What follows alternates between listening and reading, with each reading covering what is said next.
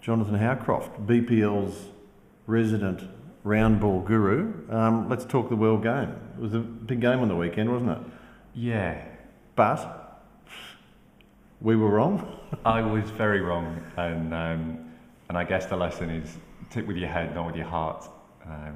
I should have probably put a disclaimer before my Champions League final prediction that, as you can maybe tell from the twang in the accent, there's definitely a bit of a Manchester background. So I think I overruled my common sense.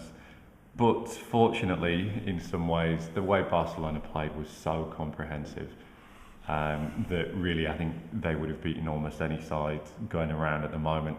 And as certain writers and pundits are starting to say, they would have beaten most sides in history. This current side, three Champions League wins in the last 5 years, and the way they've done it as well, the quality of side that they are, they now surely have to be regarded in the elite 5 or 6 teams that have ever played. And as you say, they played your boys. We can now reveal, in fact, as you say, Jonathan, your team is United. They played them off the park, didn't they? They did. Mesmerised them with their passing. Yes. Unfortunately, from a United point of view, the slight disappointment is United didn't really quit themselves that well. It was amazing how similar this game mirrored the 2009 final, where United stormed out the blocks for about 10 minutes and then Barcelona just overwhelmed them. You could argue that Ferguson got his selection wrong. Hernandez, as a 4-4-2, Hernandez didn't get into the game at all, and they really were overmanned in midfield. So you could see how Darren Fletcher, although arguably he wasn't that fit, or even Anderson, would have been better in midfield rather than Hernandez up front. But saying all that, Barcelona were irresistible and fully deserved to win, probably by more. Sir Alex Ferguson, TV cameras showed him getting sort of increasingly incandescent on the sidelines as the game slipped away from him. And then there seemed to be a bit of look of resignation almost towards the end as they realised his team had been comprehensively outplayed. And he even went quite graciously after the game to say they were one of the best, probably the best side he'd ever played against. One of his teams had played against, and thought that United had never been on the wrong end of a hiding quite like that. Yeah, I think Ferguson has a lot of respect for Barcelona as a football club. Yeah. He's United's relationship with them in the past is very friendly. And the last time Ferguson really said that his side had been beaten anything like this was against Barcelona back in '94, when I think Van Gaal had just taken over from Cruyff at that time, and they got smashed in the Nou Camp.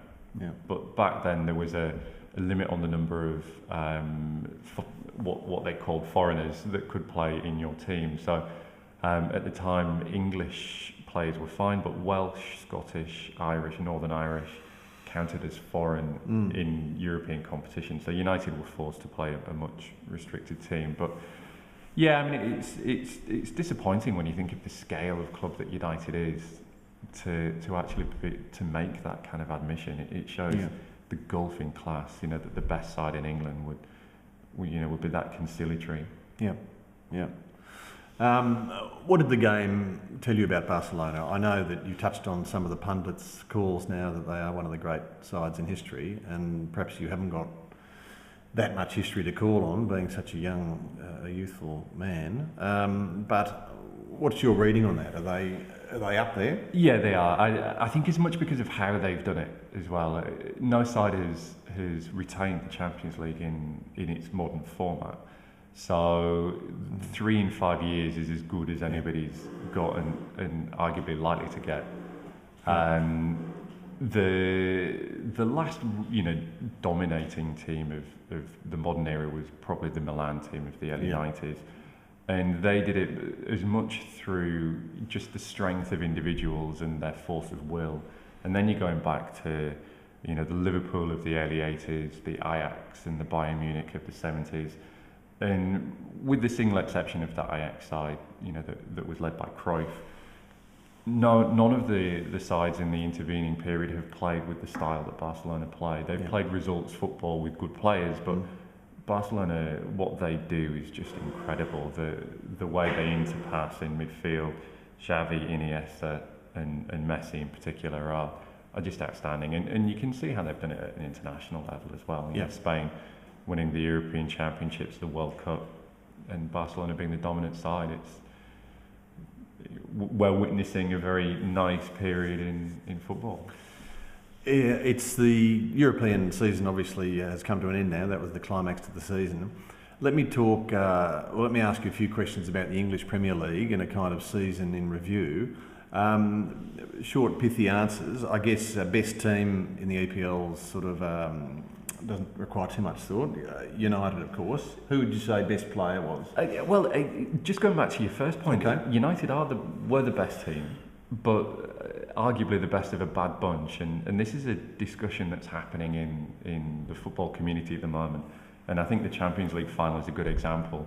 A lot of people have moaned this year about the quality of the Premier League, and I think the Champions League final is an indication of really actually where the standard is at the moment, and it doesn't flatter the Premier League. But moving on to your next point, the best player, I'd go slightly left field. I think individuals that need mentioning would be Edwin van der Sar and Nemanja Vidic at United.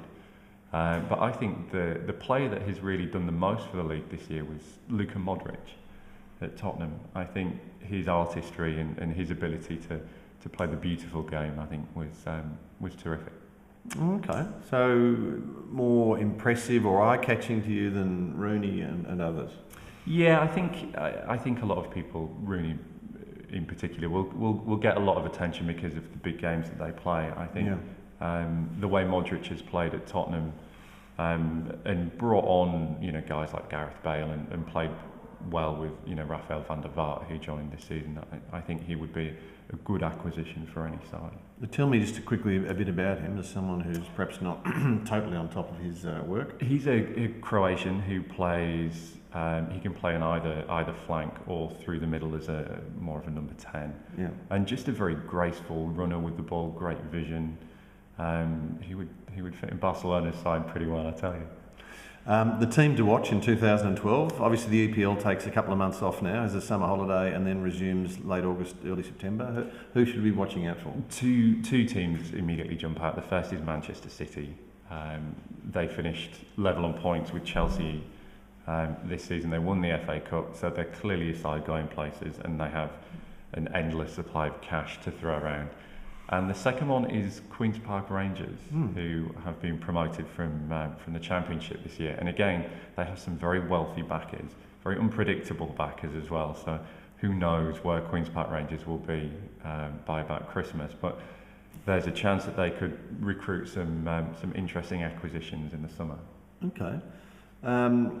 Issues we should look for in the off-season. Obviously, this is time when clubs go recruiting, and as you alluded to, a lot of the top clubs in the Premier Division have cash to splash. What will Man United be looking to do? Manchester United will be looking to regenerate. They've got 3 or 4 senior players. Edwin van der Sar is leaving. Paul Scholes will probably leave. Ryan Giggs may have 1 more year left. Gary Neville has already left. So they'll be looking to replace those players. That means buying the best young talent they can find in Europe? Or it will be interesting whether they buy the best young talent or whether they actually buy more senior players. I think when Alex Ferguson's track record is one definitely of buying young players, but I think the golfing class with Barcelona will mean that if he's 70, he'll only be there for another year or 2, you would imagine. The age of the players that he buys will be an indication of how successful he thinks he wants to be in those next couple of years. They've had a different philosophy to Arsenal, haven't they, in the sense that Wenger has gone on, he's been looking for the best bargain buyers he can find in Europe and has been remarkably successful at it.